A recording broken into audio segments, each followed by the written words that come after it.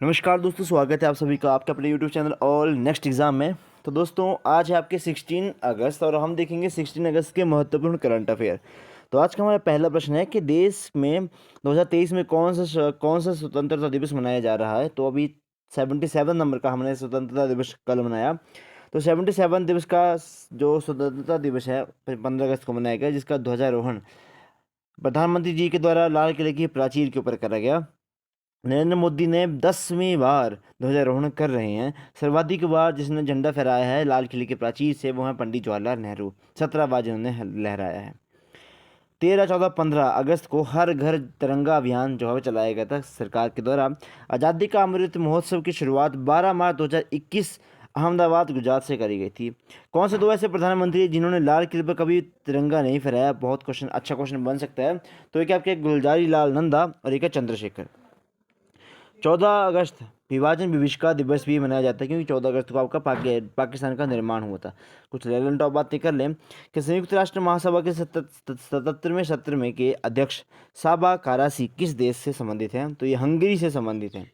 Next हमारे पास आर्थिक सर्वेक्षण 2023-22-23 के अनुसार 2023-24 में भारत की आर्थिक विकास दर कितनी अनुमानित करी गई है? तो 6.5%। मुख्यमंत्री जगनमोहन रेड्डी द्वारा आंध्र प्रदेश की नई राजधानी किसे बनाने की घोषणा करी गई है? तो विशाखापट्टनम। हाल ही में स्पोर्ट्स ब्रांड प्यूमा की ब्रांड एम्बेसडर किसको बनाया गया? तो हरमनप्रीत कौर को बनाया गया। आज का दूसरा प्रश्न हमारा, WHO और आयुष मंत्रालय पहली बार पारंपरिक चिकित्सा पर वैश्विक शिखर सम्मेलन का आयोजन कहाँ करेंगे? तो सही आंसर इसका गांधीनगर। WHO और आयुष मंत्रालय, ये आयुर्वेद, अच्छा आयुष की फुल फॉर्म अगर मैं कोई आपसे पूछ ले तो होती है आयुर्वेद, योगा, यूनानी, सिद्ध और होम्योपैथी। ये दोनों मिलकर पारंपरिक चिकित्सा पर बेसिक सम्मेलन करने वाले हैं, जो कि गांधीनगर गुजरात के अंदर सम्मिलित होगा। लेवल ऑफ बातें की बात करें तो शतरंज का विमिल्टन कहलाने जाने वाले टूर्नामेंट टाटा स्टील मास्टर 2023 का विजेता कौन रहा? तो अनीश गिरी। यूनेस्को ने किस देश के ओडे शहर को खतरे में एक विश्व धरोहर स्थल के रूप में सूचीबद्ध किया? तो ये यूक्रेन में है ओडे शहर।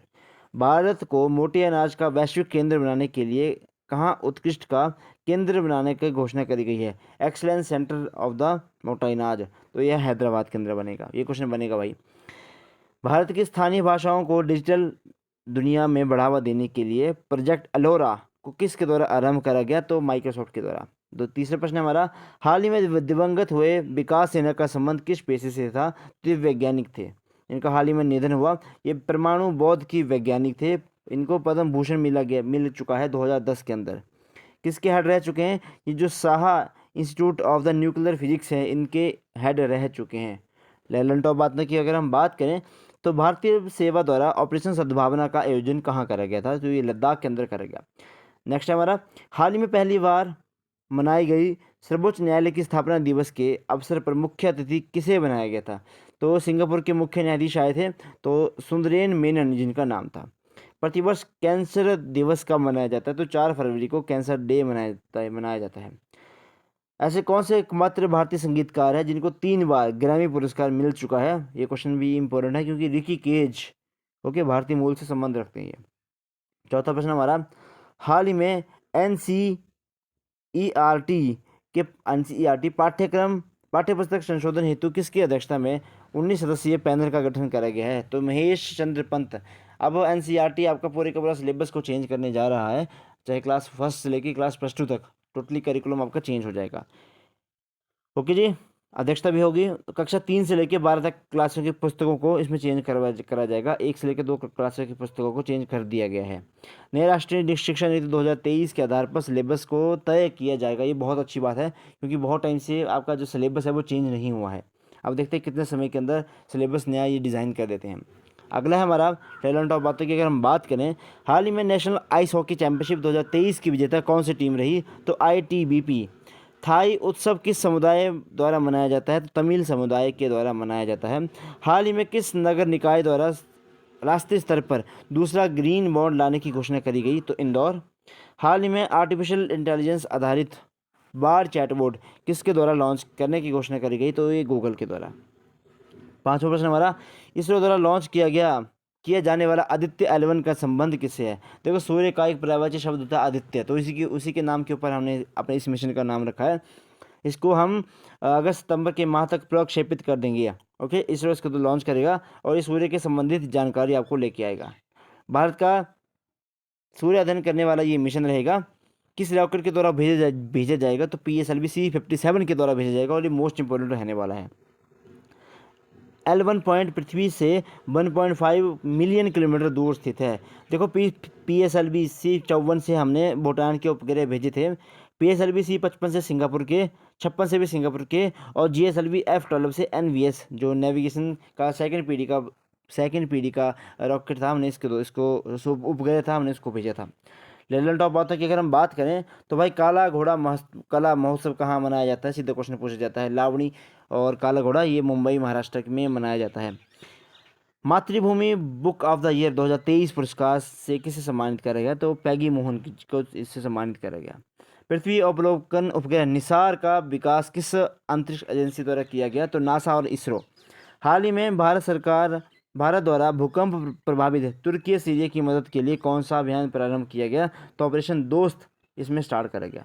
9वां प्रश्न हमारा, नवीनतम जनगणना के अनुसार सबसे अधिक हाथी जनसंख्या वाला राज्य कौन सा है? तो सबसे ज़्यादा हाथी कर्नाटक के अंदर पाए जाते हैं। 12 अगस्त को हमने हाथी दिवस भी मनाया था। सर्वाधिक हाथी जो हैं वो Bandipur national park, Nagarhole national park, Bannerghatta national park जो कि कर्नाटक के अंदर है, यहीं पे पाए जाते हैं। गज उत्सव का आयोजन आपका असम के अंदर करा गया। ओके, प्रोजेक्ट एलिफेंट की शुरुआत 1992 के अंदर करी गई थी और उसको 30 वर्ष हो गए थे, इसलिए हमने 30 वर्ष के उपलक्ष्य में गज उत्सव मनाया, जिसका शुभारंभ द्रौपदी मुर्मू जी के द्वारा करा, जो कि भारत की राष्ट्रपति हैं।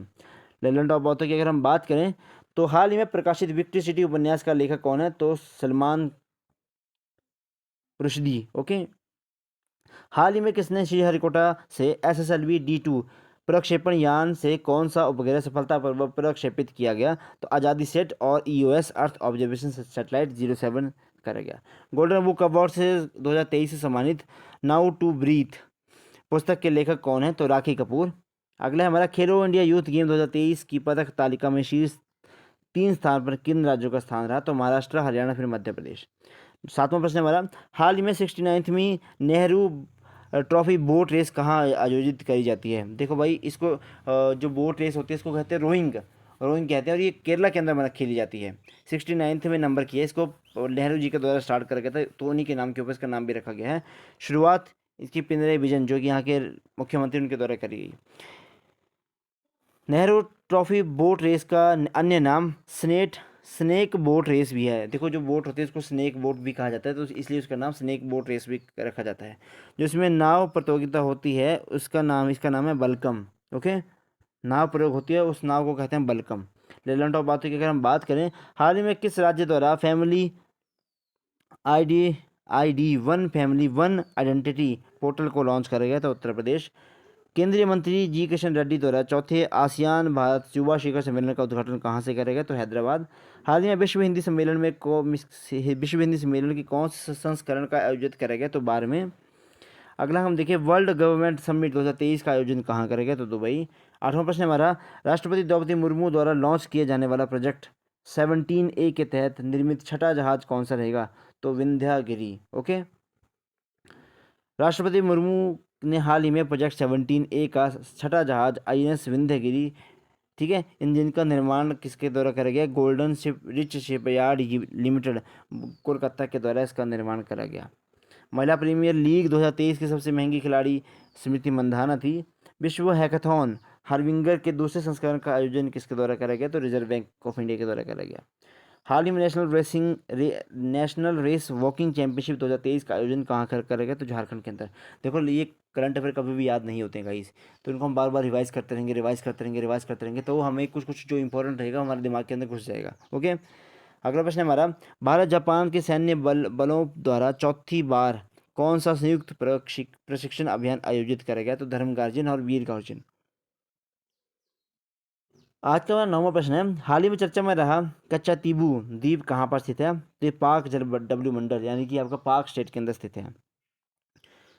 चलो जी, लेजेंड ऑफ बात की अगर हम बात करें, भारत में पहली frozen lake marathon last run का आयोजन कहाँ करा जाएगा? तो पेंगोंग झील जो कि लद्दाख के अंदर है, वहाँ पे करा जाएगा। हाल ही में प्रधानमंत्री द्वारा जल संरक्षण के लिए जागरूकता के लिए जल जन अभियान का शुभारंभ कहाँ किया गया?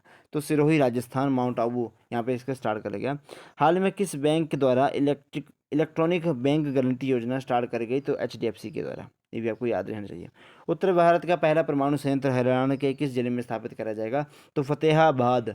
ठीक है जी, याद रखें, न्यूक्लियर प्रोजेक्ट होगा ये। आज का हमारा लास्ट प्रश्न है, हाल ही में भारतीय वायुसेना में शामिल होने वाला हेरॉन मार्क 2 का संबंध किससे है? तो ये एक ड्रोन है। अभी हाल ही में इंडियन एयरफोर्स में शामिल करा गया, यह ड्रोन है मानव रहित। इसके अंदर मिसाइल है और पाक चीन चाइना की सीमा में सुरक्षा के लिए इसको बनाया गया। हाँ, लेजेंड ऑफ बातें की अगर हम बात करें कि हाल ही में किस भारतीय मूल के व्यक्ति को यूट्यूब का नया सीईओ बनाया गया? तो नील मोहन को बनाया गया। भाई याद रखें इसको भी। रणजी ट्रॉफी 2023 का उप विजेता टीम कौन है? तो बंगाल विजेता रही थी, सॉरी, उप विजेता बंगाल और विजेता सौराष्ट्र रहा था। हाल ही में नीति आयोग का नया सीईओ बीवीआर सुब्रमण्यम को बनाया गया। यूनिसेफ इंडिया के दो हाल ही में किसे राष्ट्रीय राजदूत नियुक्त करा गया? तो आयुष्मान खुराना। ठीक है, अगला हमारा, हाल ही में भारत द्वारा किस देश के साथ real time payment system linkage की लॉन्चिंग करी गई? तो सिंगापुर के साथ। ठीक है जी, तो इसी तरह से। और अगला हम देखेंगे, सीनेटर अनवर उल हक कक्कड़ बने पाकिस्तान के कार्यवाहक प्रधानमंत्री। पाकिस्तान में अभी चल रहा रहता है, अभी तक कोई पाकिस्तान का ऐसा राष्ट्र प्रधानमंत्री नहीं जिसने 5 साल का कार्यकाल पूरा करा हो, और जो एक बार प्रधानमंत्री बनता है वो एक बार जेल की सैर जरूर करके आता है। ओके, तो आज की इस वीडियो को हम यहीं पे समाप्त करते हैं। आई होप आपने वीडियो को ज़रूर नोट करा होगा। तो वीडियो को देखने के लिए धन्यवाद। प्लीज़ वीडियो को लाइक करें, शेयर करें, और जो चैनल पे फर्स्ट टाइम आए प्लीज़ चैनल को सब्सक्राइब भी जरूर करें। धन्यवाद। जय हिंद, जय हिमाचल।